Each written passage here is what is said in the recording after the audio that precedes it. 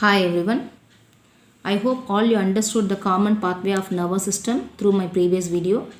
In that, some students are asked the doubt whether the sense organs and the target organ, it may be the same organ or different organ or one or more than one. So it is not actually same or one or more. It depends on the activity performed by the organism. So here I gave one example. If you are able to hear the sound, you are turning your head towards the sound. So the sense organ is ear and the target organ is head. It cannot be same. As well as in other example, if the child is listening to the teacher when she is taking the rhymes, she is able to hear the sound as well as she is able to watch what she is doing. That means both eye and ear both are performing. Hence the sense organs are two in number. And the stimulus sound and light. That means what? Action performed by the teacher.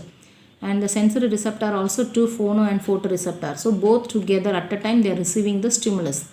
And the information is passed to the effector organ. The effector organ to the child, it may be the entire body, as well as the child is able to repeat the rhyme, as well as it is able to dance like a teacher. So here the effector organ, we cannot judge one or two. The entire body, how the way it is, the teacher is performing, in that same manner the child is also trying to perform.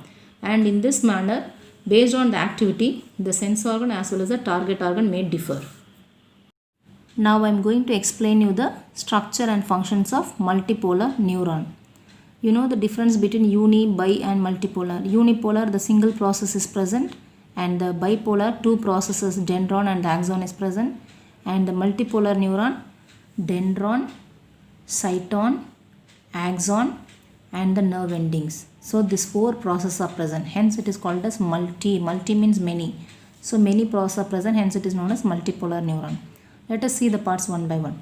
First I will take cyton. It is otherwise called as cell body. You know the nerve cell is a example of human cell. So all the cell is mainly made up of cytoplasm and nucleus. And here also the nucleus is present. Around the orange color substance is called as cytoplasm. Hence it is called as cyton or the cell body. And the cyton or the cell body is surrounded by the numerous short branched tree-like branches are present. These are called as dendron. Dendron in singular, dendrites in plural. So many, if you are marking, labeling many parts, means you have to write it as dendrites. So cyton, dendron. Then the long process is continued from the cyton to the nerve ending. It is called as axon. And the axon terminates or ends with the knob-like structures called as nerve endings. So these four parts are only very important in the multipolar neuron. So when you are observing this diagram, you are able to see many nerve endings are connected with one neuron. And you can see in this neuron also the nerve endings are connected to the other neuron.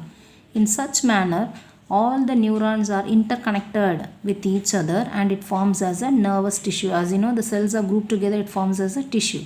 So here one neuron and here another neuron. So like this, so many neurons are compactly arranged as well as they are forming like a network of connection. Hence it is forming as a nervous tissue. Hence our body is made up of the highly network or extensive network of neurons as well as the nervous tissue.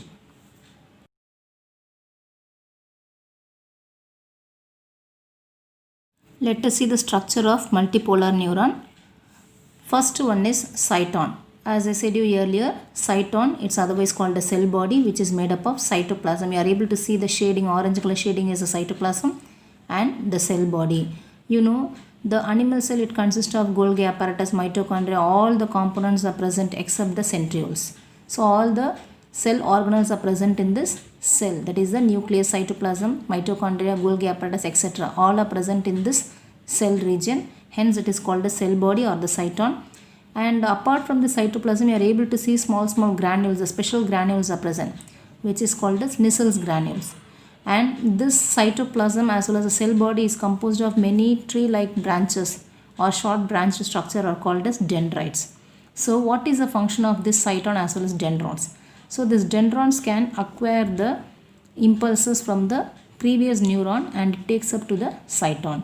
Now the cyton, it is transferring these impulses to the long process called as axon and it is terminating into the nerve ending.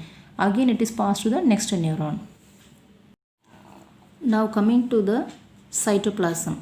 The cytoplasm is present in neuron, hence it is called as neuroplasm. And the cyton or the cell body, it continued with the extended processes called as axon. And what is the function of this axon? It can transmit the impulses from the cyton to the nerve endings. And the structure of axon is, the axon is composed of many cells called as Schwann cells, and the axon is covered by a membrane called as neurolemma, and the entire axon is externally covered by a sheath or the membrane called as myelinated sheath. So based on the presence and absence of myelin sheath, the neurons are classified into two types. The neurons which are composed of myelin sheath is known as myelinated neurons. The neurons are lacking the myelin sheath is known as non-myelinated neurons. So in between two myelin sheath, the node is present. This is called as nodes of Ranvier. And next coming to the nerve endings. So nerve endings, it consists of knob-like structures, and after transmitting the impulses from the axon, it is taken to the next neuron. But you are able to see there is no connection between one neuron to the other neuron. So you are seeing the gap. So the gap between the neuron is called as synapse. When the neurons are transmitting the impulses, first it is taking the impulses through the dendrons to the cyton, then it is traveling through the axon and to the nerve endings to the next neuron. So how the way it is communicating? With the help of this neurotransmitters. So the neurotransmitters are the certain type of chemicals which are released by the neuron, and with the help of the chemicals, the electrical signals or electrical impulses are passed to the next neurons. So the gap between the two neurons are called as synapse. And the neurotransmitter, the chemical is known as acetylcholine. So through this chemical only, the nervous impulses as well as electrical impulses are passed from one neuron to another neuron, like from sensory neuron to relay neurons and to the motor neurons. The electrical impulses are transmitted. The cyton is filled with cytoplasm or neuroplasm, and the axon is filled with axoplasm, and then the axon is covered by the membrane called as neurolemma or axolemma. Here one more thing I wanted to tell you. All the neurons are similar in structure, whether it is a sensory neurons, motor neurons or relay neurons.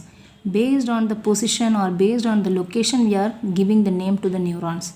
If the neurons are connected to the sense organs, they are called as sensory neurons. If the neurons are connected to the brain or the spinal cord, it is called as a motor neurons.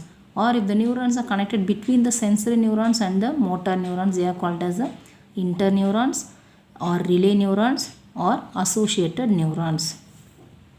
So in this way, in our body, the neurons are transmitting the impulses from the sense organs to the target organs. As you know, the pathway from the sense organ through the sensory receptors, it can take up the stimulus and it is taken to the sensory neurons, and now it goes to the brain and the spinal cord through the relay neurons, and from the brain and spinal cord, the impulses are taken or the order is taken by the motor neurons to the target organ. So up to this, you are able to understand, I hope. If you are not able to understand or if you have any doubt, you can comment me in the comment box. Thank you for watching.